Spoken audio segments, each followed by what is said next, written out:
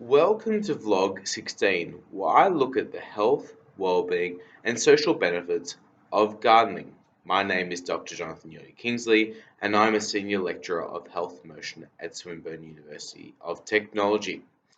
I'm coming to you from my garden on the lands of the Bunurong people of the Kulin Nation, and would like to pay my respects to elders past, present, and emerging. Now, this is my first vlog I've done at night. My second vlog that I've done from my gun will start to make it into a more veggie patch in the next couple of weeks. But it's fitting I'm speaking to you at night because I'm starting to change directions now. And I'm answering questions from you on what are the health and well-being benefits. And my first question that has been posed to me is from Samantha. And she mentions you discuss in your vlogs the health, well-being, and social benefits of gardening. Um, but sh- she goes on and mentions that not everyone has access to garden spaces. And how do people get more access to garden spaces? And I want to talk about two things within that question and bring them up related to the research in brief, because I do these vlogs in brief. And the first one is that there is an issue here around access to a garden space. Not everyone has it, and it speaks to a bigger issue in Australia around health, social, and economic inequalities. All right. So we understand that some people don't have that access to gardening space. So are these health benefits related to other things, not just gardening? It's where you stand in the socioeconomic position. And if you're interested in this topic, I would recommend, in the Australian context, reading some of Professor Fran Baum's research. She is fantastic in this space and will explain how the position you are in society and how that impacts your health. Now, we're really interested in the sense of urban transition. Specifically, I'm working with Dr. Nissa Hagecraft, and she wants to know how socioeconomic position impacts gardening. So we would really want to ask, is gardening a wealthy kind of leisure time activity, and that's why we're seeing these health and wellbeing benefits, or is it available to everyone?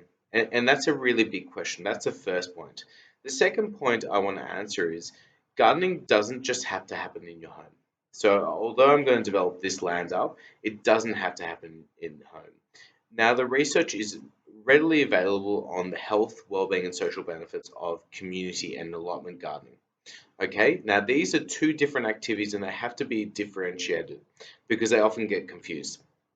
Now, allotment gardening is where you're given a plot on the land, 3 by 4 meters, whatever it is, square meters, and you buy a membership to that land, you pay rent, and you can use it. Community gardening is where it's shared space and everyone gardens and it goes to community. Now they're both all very community activities anyway, because you can interact with community members in that, and you're making beautifying that area. So there is crossover in those two terms, and often people will say they're doing community gardening when they're doing allotment gardening. Some people will be saying they're doing allotment gardening when they're doing community gardening. So look, the health outcomes are exactly the same, but you don't need a garden to be able to do community allotment gardening. You don't need sometimes a garden in your home to be able to do verge gardening, and that's on your nature strip. So there's research to say, that's good for the environment, that's good for social outcomes, that's good for health and well-being outcomes of being able to garden on your nature strips. There is some risk associated with that with contaminated land, although, you speak to your local council and see if you can garden in that space. You can also do guerrilla gardening where you just plant things randomly in your neighborhood and flowers, whatever, and you see it grow. You also have balconies you can grow on, and there are fantastic programs across the globe working with vulnerable and disadvantaged communities to garden in their areas where they are. A big shout out to Phil and his crew in Sydney.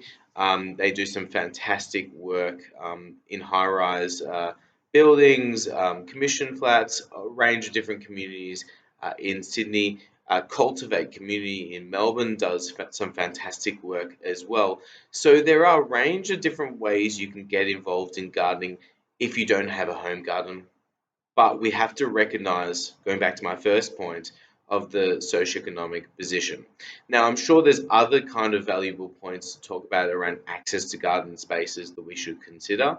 And I please urge you to kind of put comment on the YouTube chat box, put it on Twitter, whatever, start this conversation off because there's some really valuable points around access to gardening and who should and who shouldn't have access. Well, no one shouldn't have access.